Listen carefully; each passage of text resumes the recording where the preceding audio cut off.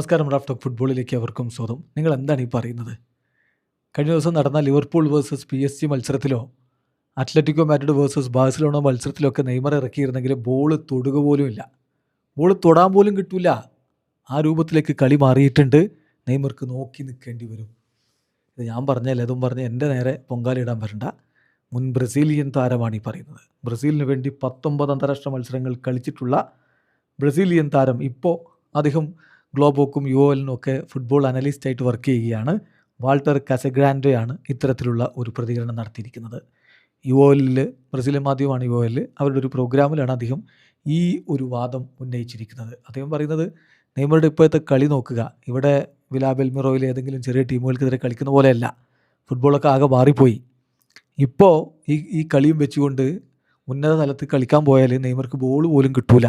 അതാണ് അവസ്ഥ. വേൾഡ് കപ്പിന് നെയ്മറെ കൊണ്ടുപോകണമെന്ന് പറയുന്നവർ ഇതൊക്കെ മനസ്സിലാക്കിയാൽ നന്നാവും എന്നാണ് കാസഗ്രാൻഡയുടെ അഭിപ്രായം. അദ്ദേഹത്തിൻ്റെ വാക്കുകളിലേക്ക് അദ്ദേഹം പറയുന്നു, ഇപ്പോൾ വിലാ ബെൽമിറോയിൽ നെയ്മർ ജൂനിയർക്ക് ടീമിനെ ജയിപ്പിക്കാൻ പറ്റുന്നില്ല. അതും സാൻഡോസിൻ്റെ ബർത്ത്ഡേയിലാണെന്ന് നോക്കണം. അത് ഡിപ്പോർട്ടീവ റിക്കൊലേറ്റ എന്ന പരാഗ്വൻ ക്ലബിൻ്റെ ഒരു ബി ടീമിനെതിരെയാണ് ഈ പെർഫോമൻസ് നടത്തുന്നത്. അവിടെ ജയിക്കാൻ പറ്റുന്നില്ല. എന്നിട്ട് ആളുകൾ പറയുന്നു ബ്രസീലിയൻ ദേശീയ ടീമിലേക്ക് വേൾഡ് കപ്പിന് നെയ്മർ എടുക്കണമെന്ന്. ആളുകൾ ഇതൊക്കെ പറയുമ്പോൾ ഇത് പറയുന്നവർ മനസ്സിലാക്കേണ്ട ഒരു കാര്യമുണ്ട്. ഈ കാര്യങ്ങൾ നിങ്ങളൊന്ന് നോക്കണം. ഇന്നലത്തെ നെയ്മറുടെ കഴിഞ്ഞ മത്സരത്തിലെ കളിയൊന്ന് നോക്കുക. എന്നിട്ട് ആ കളിയും വെച്ച് നെയ്മർ ജൂനിയറെ ലിവർപൂൾ വേഴ്സസ് PSG മത്സരത്തിലോ Atletico de Madrid versus Barcelona മത്സരത്തിലോ ഇറക്കിയാൽ എങ്ങനെ ഉണ്ടാകും എന്നൊന്ന് ചിന്തിച്ച് നോക്കുക. നെയ്മർക്ക് ബോൾ കാണാൻ പോലും കിട്ടൂല, നെയ്മർക്ക് ബോൾ തൊടാൻ പോലും പറ്റൂല. ജസ്റ്റ് ഇങ്ങനെ കളി നോക്കി നിൽക്കാൻ പറ്റും. അതായിരിക്കും അവസ്ഥ. കാരണം ഗെയിമിൻ്റെ ഇൻറ്റൻസിറ്റി അത്രമാത്രം മാറിയിട്ടുണ്ട്. യുവേഫ ചാമ്പ്യൻസ് ലീഗിലൊക്കെ നടക്കുന്ന മത്സരങ്ങൾ നിങ്ങളൊന്ന് നോക്കുക, വളരെയധികം ഇൻറ്റൻസ് ആണ്.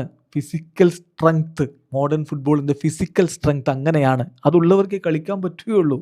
പ്ലെയേഴ്സിൻ്റെ കോമ്പറ്റിറ്റീവ്നെസ് നോക്കുക, ആ മത്സരങ്ങളിലൊക്കെ കളിച്ച താരങ്ങളുടെ കോമ്പറ്റിറ്റീവ്നെസ്. അപ്പോൾ ഡ്യൂഡ്, നെയ്മർ ജൂനിയർ ഉണ്ടെങ്കിലേ വേൾഡ് കപ്പിന് പോകാൻ പറ്റുള്ളൂ എന്ന് പറയുന്നതൊന്നും അംഗീകരിക്കാൻ പറ്റില്ല. ഇറ്റ്സ് അൺആക്സെപ്റ്റബിൾ എന്നാണിപ്പോൾ കാസഗ്രാൻഡ പറയുന്നത്. തീർച്ചയായിട്ടും നെയ്മർ ആരാധകർക്ക് ഇത് അത്ര അങ്ങ് ദഹിക്കില്ല. ശക്തമായ ഭാഷയിൽ കാസഗ്രാൻഡയ്ക്കെതിരെ പൊങ്കാലിടാൻ വരും. അവന് കളി അറിയില്ല എന്നൊക്കെ പറയാൻ വരും. പക്ഷേ ബ്രസീലിയൻ ദേശീയ ടീമിന് വേണ്ടി 19 അന്താരാഷ്ട്ര മത്സരങ്ങൾ കളിച്ചിട്ടുള്ള ആളാണ് അദ്ദേഹം എന്ന കാര്യം കൂടി നോക്കുക. അതും ബ്രസീലിൻ്റെ സുവർണ്ണ കാലത്തിലൊക്കെ കളിച്ചിട്ടുള്ള ആളാണ്.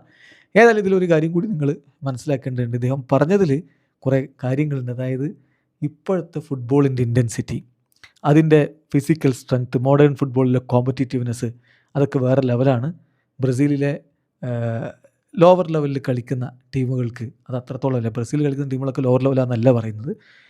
ഇപ്പോൾ ഈ കോപ്പ സൂഡ് അമേരിക്കാനിൽ വന്ന റിക്കൊലേറ്റയുടെ 2ാം ഡിവിഷൻ ടീം എന്നൊക്കെ വിളിക്കാവുന്ന ടീമിനൊക്കെ എതിരെയുള്ള കളികൾ വെച്ചിട്ട് നമുക്ക് UCL മത്സരങ്ങളെ താരതമ്യം ചെയ്യാൻ പറ്റില്ലല്ലോ. വീഡിയോ അവസാനിക്കുന്നു. ഫുട്ബോൾ ലോകത്തെ കൂടുതൽ വിശേഷങ്ങളുമായി റാഫ് ടോക്സ് എത്താം.